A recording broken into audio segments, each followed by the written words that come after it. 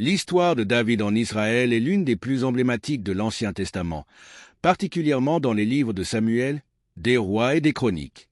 David est un personnage central dans la tradition juive, chrétienne et islamique.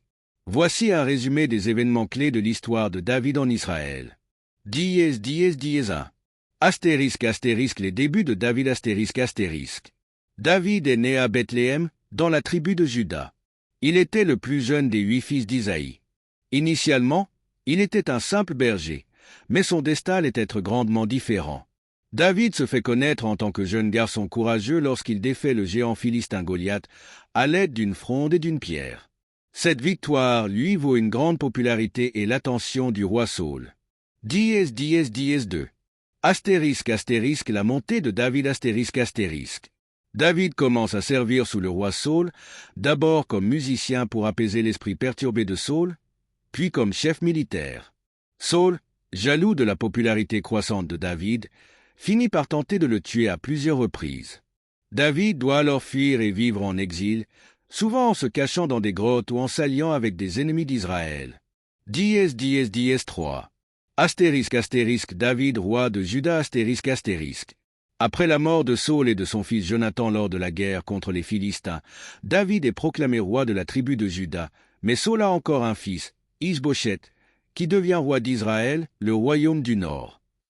Après plusieurs années de guerre civile, David finit par unifier les tribus d'Israël sous sa règle, devenant ainsi le roi de tout Israël. Dièse 4. Astérisque l'instauration du règne de David astérisque.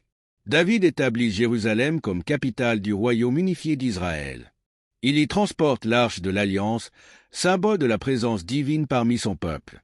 Il désire aussi construire un temple pour l'arche, mais Dieu lui annonce à travers le prophète Nathan qu'il ne sera pas celui qui bâtira le temple, mais son fils, Salomon. David mène plusieurs campagnes militaires victorieuses contre les ennemis d'Israël, notamment les Philistins, les Moabites, les Syriens et les Ammonites. Sous son règne, Israël devient une grande puissance régionale. Dièse 5. Astérisque les épreuves de David astérisque. Bien que David soit un homme selon le cœur de Dieu, il ne reste pas exempt de fautes. Un des événements les plus notables de sa vie est son péché avec Bathsheba, la femme d'Uri, un de ses généraux. David ordonne la mort d'Uri pour cacher son adultère. Ce péché conduit à une série de tragédies personnelles et familiales, dont la rébellion de son fils Absalom, qui tente de renverser son père et de prendre le trône. Dièse 6. Astérisque la fin du règne de David astérisque. David connaît de nombreuses épreuves dans sa vie, mais son règne marque l'apogée du royaume d'Israël. Avant de mourir, il désigne son fils Salomon comme successeur. David meurt après avoir régné pendant 40 ans, et son fils Salomon devient le roi d'Israël.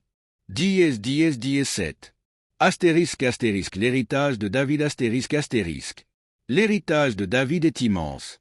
Il est considéré comme le modèle du roi idéal, un homme de foi qui, malgré ses erreurs, cherche toujours à se réconcilier avec Dieu.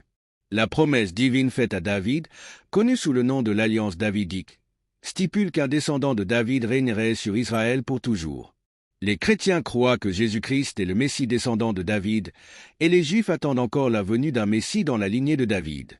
L'histoire de David est donc un récit complexe, à la fois de gloire et de faillibilité humaine, qui reste une source d'inspiration et de réflexion spirituelle pour de nombreuses traditions religieuses.